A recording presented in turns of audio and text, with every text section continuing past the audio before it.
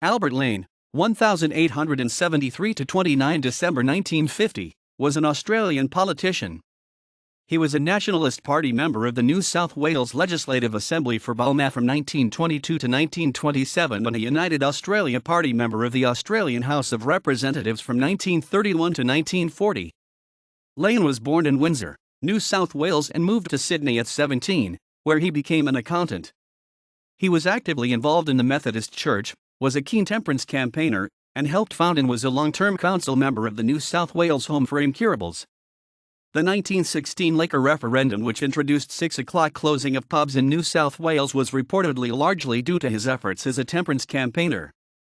In 1917 he contested the federal election as the unsuccessful nationalist candidate for the safe Labour seat of Dali. In 1922 he was elected to the New South Wales Legislative Assembly as one of 4 members for the seat of Balmain, representing the Nationalist Party of Australia. The seat was abolished in 1927, and Lane contested the new single-member seat of Leichhardt, but was defeated. Lane contested the 1931 federal election as the United Australia Party candidate for Barton, creating history by defeating both the incumbent member for Barton, James Tully, and the member for Martin, John Eldridge, whom, as a member of the Lang Labour Breakaway Party, was attempting to transfer to Barton.